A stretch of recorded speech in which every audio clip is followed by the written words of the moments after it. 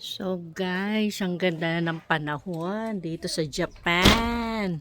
Dito sa bundok ng Tralala. And ito naman si Daddy hapon ay very busy sa kanyang kausap. Ay, gozaimasu! May busy, mayroong kausap si Daddy. And ito nga, naglilinis si Daddy hapon. Ala, meron pala siyang pambata na yung ko lang nakita. Pwede kay Demi. Ayan. So guys, dahil walang magawa si Daddy hapon, ayan, naglilinis siya ngayon nandito, no, ng mga, kalat-kalat.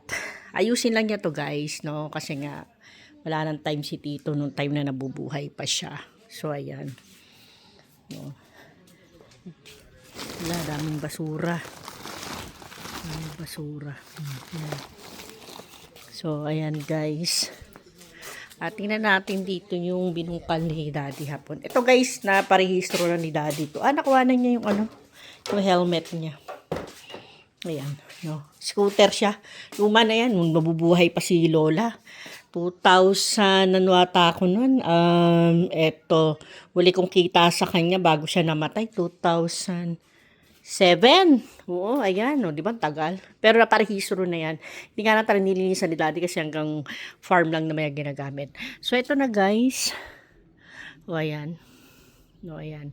Ang tataniman ng biyanan ko, patatas, kamatis, asparagus, sibuyas, cabbage. Yan, o, di ba? Ayan. Doon ngayon, nasiling labuyo ko dun sa harapan nila ng bahay. Ito. Ayan o. So, di ba? Ka-ready na. Tatanim na yan. Ako, matapakasarap niyan. At, syempre, ito naman, sayang. At talagang hindi na napakinabangan. No? Ayan. So, ang ganda ng panahon, guys.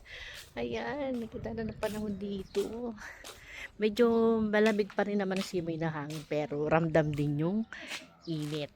No? Init ng Yan. So makita nyo guys, no?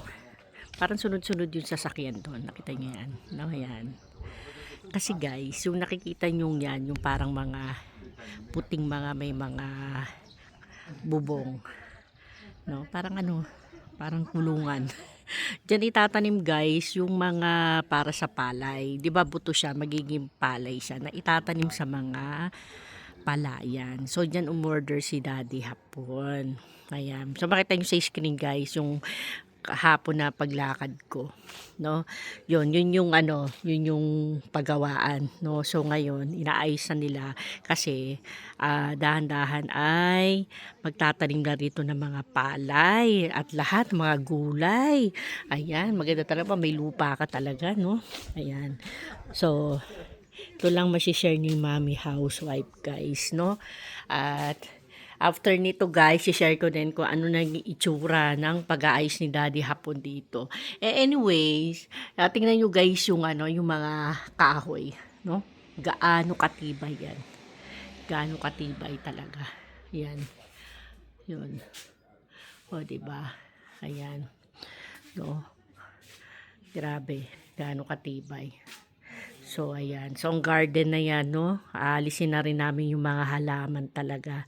So, tsaka papatagan dyan. Hindi ko parang sure kung 100% kung anong plano ni Daddy. Pero plan niya talagang alisin na yan. Pero yung nasa unahan, no? Gusto niyang, hindi ko alam kung ano i-stay niya dyan. Pero may tatanggalin siya dyan. So, ayan. Diba? Ang ganda guys, pagka masikat ang araw talaga rito sa bundok ng Tralala.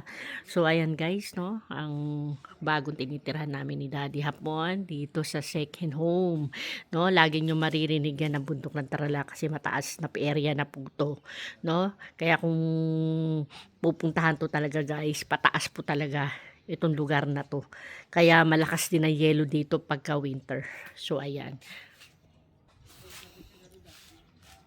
So, yan lang share ni Mami Housewife.